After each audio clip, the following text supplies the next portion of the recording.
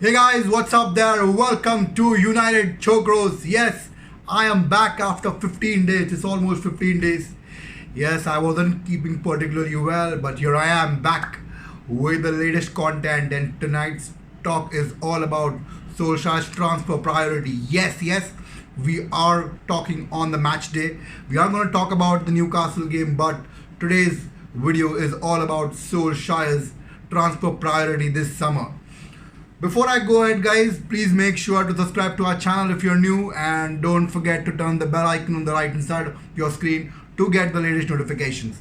So, Solskjaer's transfer priority, as for Andy Mitten, who is I think correspondent with Independent and a couple of more outlets. He writes for them, and he also sits for Solskjaer's press conference.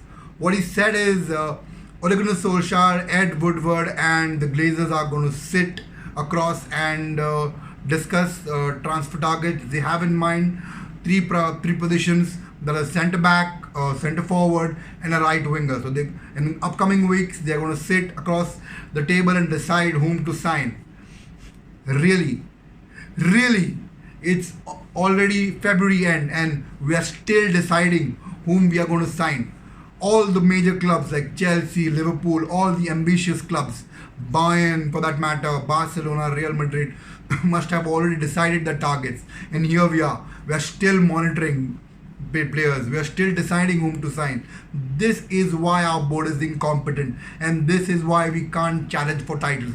Simply because our board doesn't do the job on time. We keep on delaying our transfer targets. We keep on deciding. This is what we had to do back in September, October. We had to monitor players, and we are still monitoring players. This is so frustrating, and that's why we couldn't sign Upamecano, because Upamecano was available for 40 million with the release clause getting activated in this summer, but Bayern acted quickly. And United board will say that we were monitoring Upamecano, but he had some technical flaws and technically he had some issues. That's all load of crap. The simple reason is they were incompetent, they couldn't act, and Bayern were good enough. I said it last September itself. If Meccano's release clause is going to get activated, Bayern will be the first one to act, because they're going to lose Alaba, they're going to lose Boateng, and they will sign Meccano. And that's exactly what happened. I said it back in September, and Bayern have done that. Kudos to them. And that's how a club should act. An ambitious club who wants to win titles, who wants to win trophies, will act. And our board isn't interested in any of that. We are happy with the Champions League spot, and do a couple of signings here and there. That's what we will do. And coming back to what Andy Mitten has said is, we are looking to sign a centre back, a right winger, and a centre forward. Now, if you ask me, should these be our priorities? Centre back, definitely yes. Of course, we've been crying for a centre back since last summer transfer window. Right winger, last season maybe yes. Right now, maybe, or maybe yes, maybe not. It's kind of a luxury, right now, having a right winger, because our priority is a centre back and a centre defensive midfielder. We do not have a centre defensive midfielder. And make no mistake, if we sign a centre back and don't sign a CDM, we're going to end up the same place where we are right now. We are going to get league goals, because there's no one to do that Carrick role or the Roy Keane role. Matic is not getting younger. He can't even play 20 games a season. McTominay, we all know, can't do that role. Fred, he needs someone by him. He cannot do that role all by himself. We do not have a CDM. Man United have to go and get a CDM along with a centre back. Buying a centre forward and a right winger is luxury. Centre forward, we don't need. A lot of people say we need to buy Haaland, we need to buy this. We don't need a centre forward. If we had gone and got a right winger and a centre back last season, we could have signed a defensive midfielder and a centre forward this season. But no, what we do is we don't sign our targets.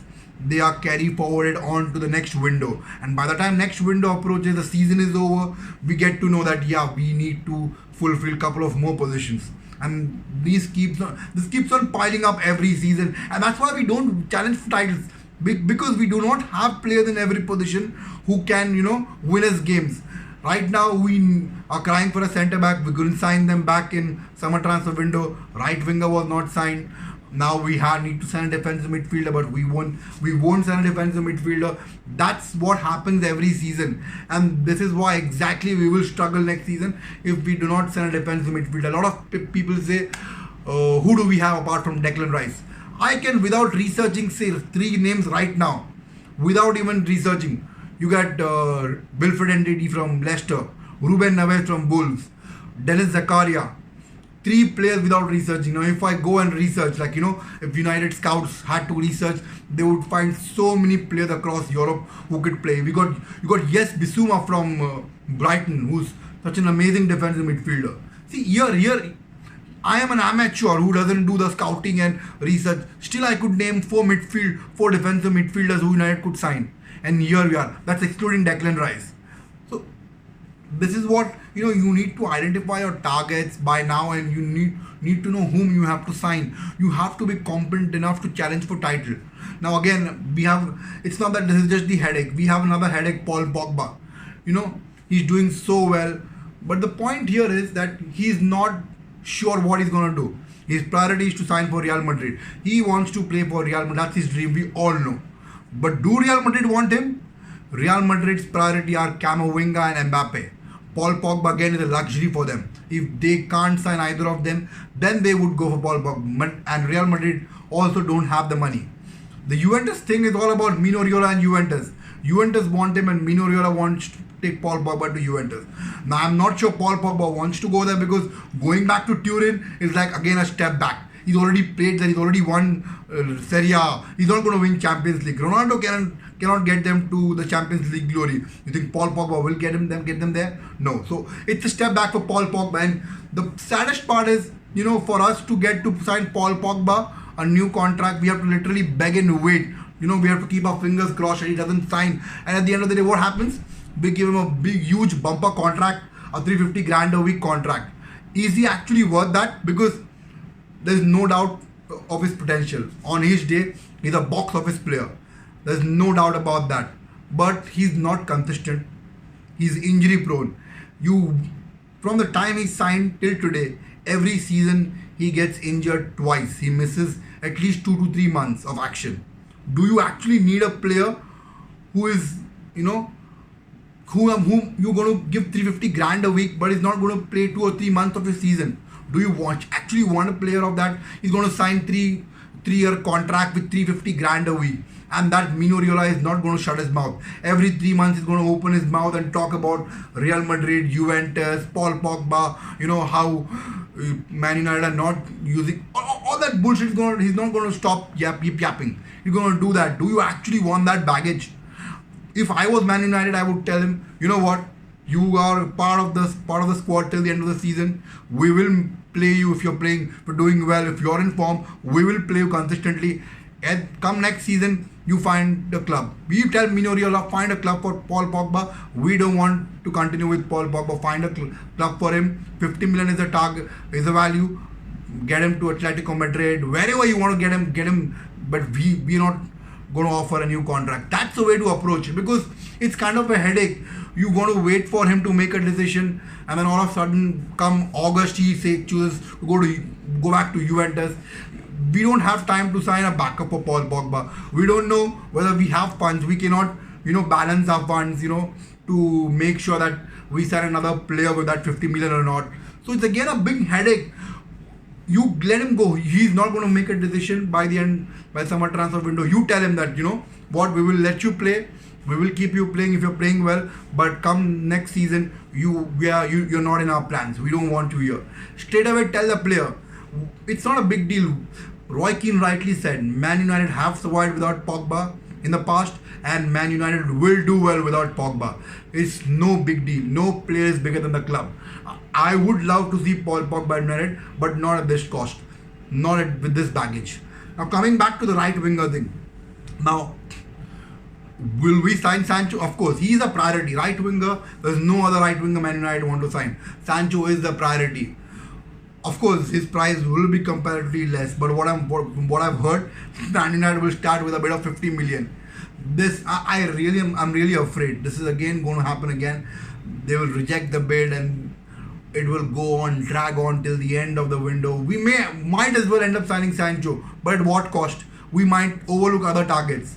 This is what my scare is. We might only end up signing a defender and a right winger, whereas we need to sign a centre defensive midfielder and a cover for Aaron Wan-Bissaka. We won't do that.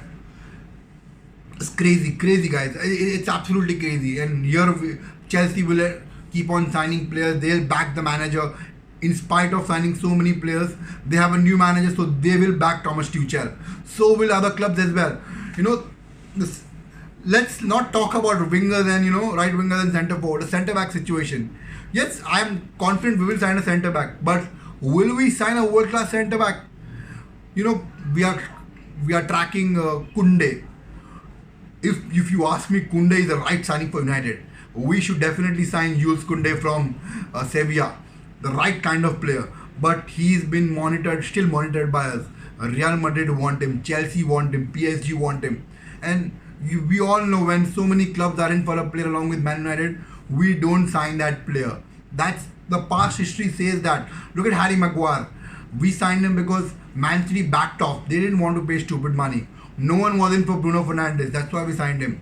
Jadon Sancho was almost signed by us because no one else was for it. No one else wanted to pay that crazy money. That's the situation here. Now, it's not that he's the only centre back. There are a lot of centre backs available. Ramos is available as a free agent, but I don't think again Ramos will sign for us. He's just using our name to get a new contract. There's Varane who's available for 50 million. We could do a straight swap with Varane and Pogba, but I don't think we are competent enough to do that deal. And Chelsea might well end up at Chelsea again. Chelsea need a centre back. There are a lot of clubs who need a centre back. Liverpool need a centre back. Chelsea need a centre back. Bayern have already signed a centre back. So a lot of clubs need a centre back. It's not just United. There's Koulibaly available. Yesterday I read an Italian outlet said that Man United and Koulibaly will be looking to talk in come this summer.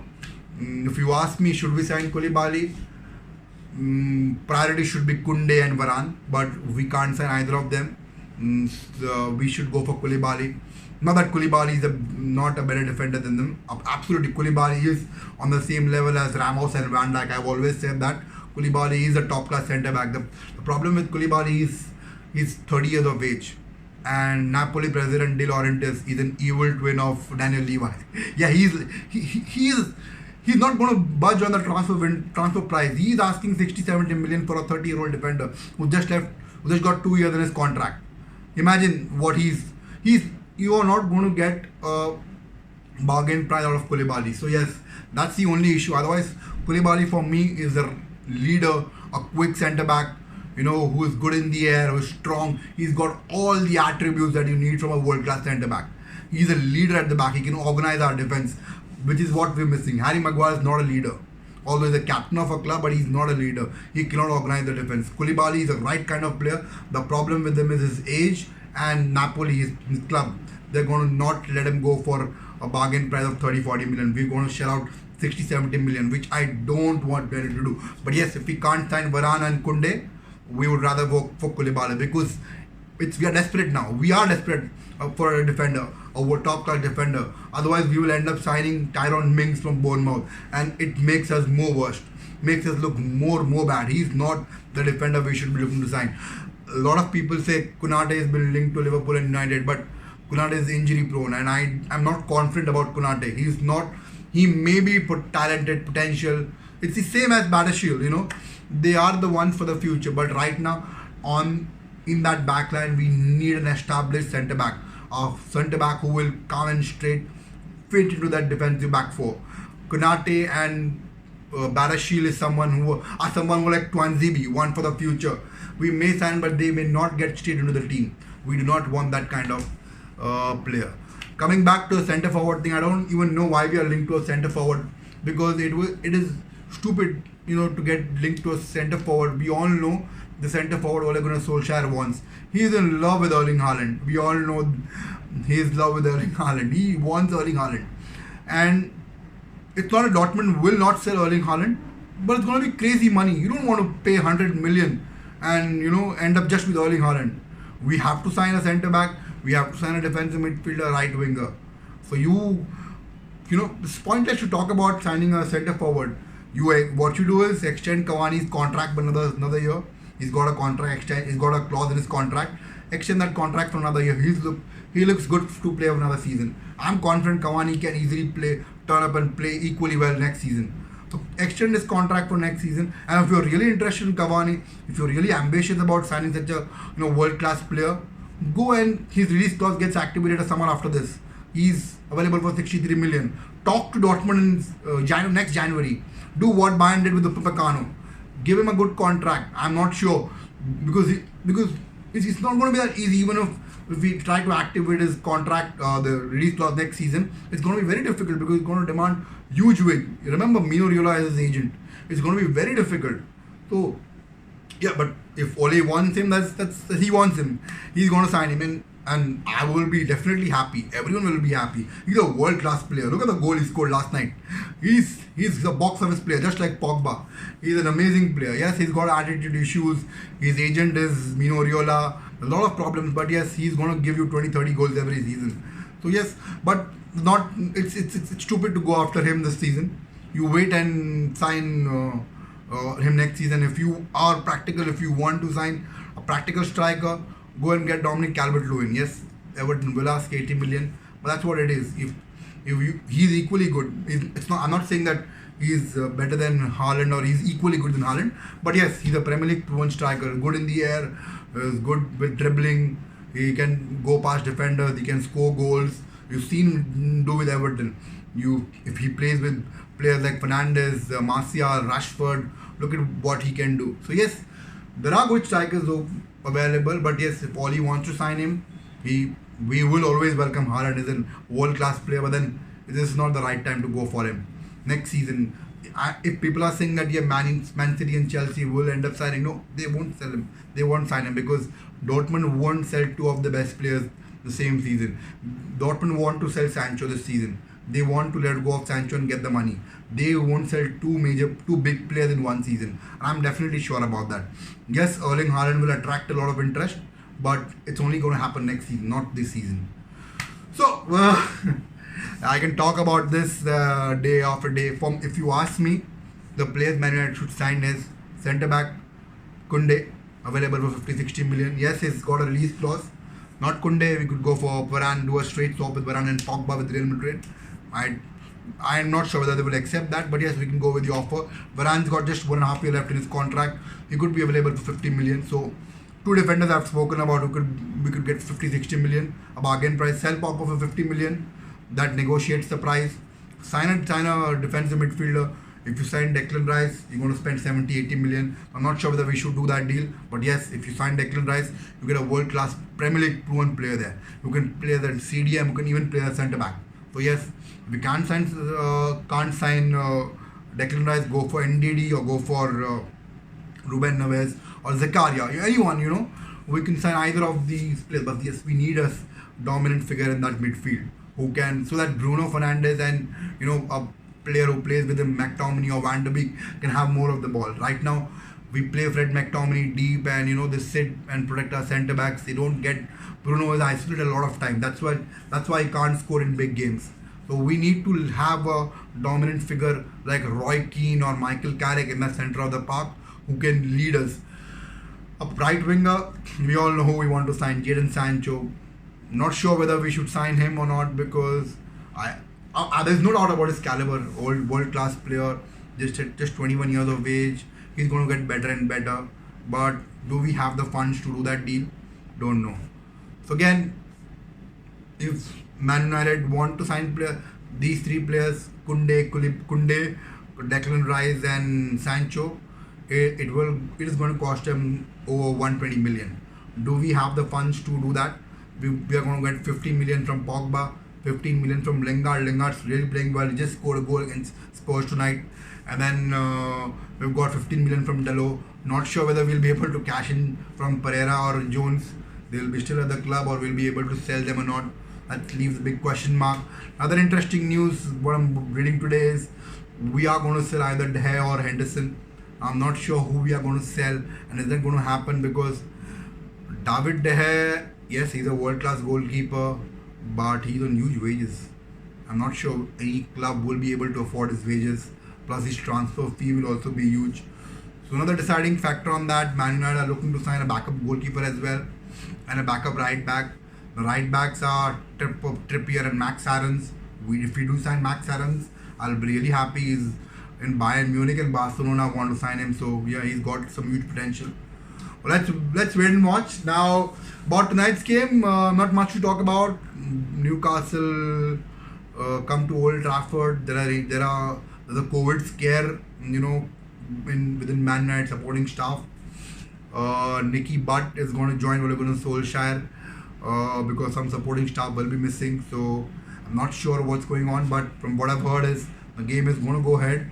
Man United vs Newcastle, they will play in spite of the COVID scare. And starting lineup, if you ask me, it's going to be same. Wan-Bissaka. I'm not sure whether it will be Lindelof and Bailly.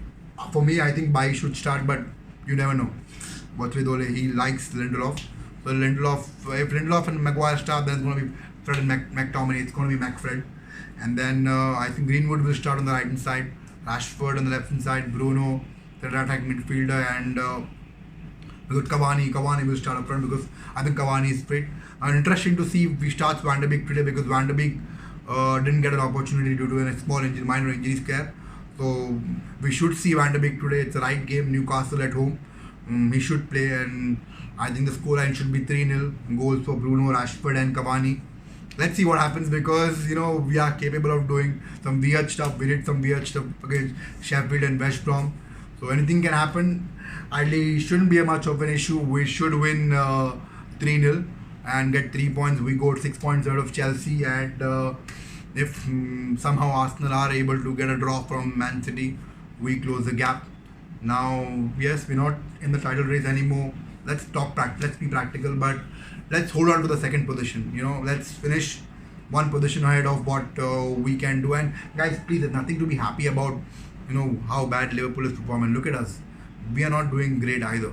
We should be winning games like West Brom and Sheffield United. We dropped points against West Ham and Sheffield United and even Everton. We should be winning those games. We couldn't win that game. We dropped 7 points in those 3 games. So there's nothing to be happy about what Liverpool are doing. We're not winning titles here. We're not winning anything here. So let's focus in on what we are doing. Let's be positive. Yes, let's hope our team wins tonight. 3 points in the bag, and we got the Europa League. It's the win against Real Sociedad is really going to help us because we don't need to start Bruno, Maguire, Rashford. We can rest major of our players because we got 4-0 lead and they're coming to Old Trafford. So we can start our young players, our second team players, and then we got the weekend game against Chelsea. So we can rest our players, give them proper rest. Rashford, Bruno, Cavani, all of them can get proper rest. Even Maguire, they can get proper rest, and then against Chelsea we can go all out and beat them and go 9 points ahead of them. So guys, thank you very much for watching the video. I'll see you maybe after a couple of days with an interesting content, and you guys take care of yourselves, guys, and yeah, hoping for a win tonight. Bye for now.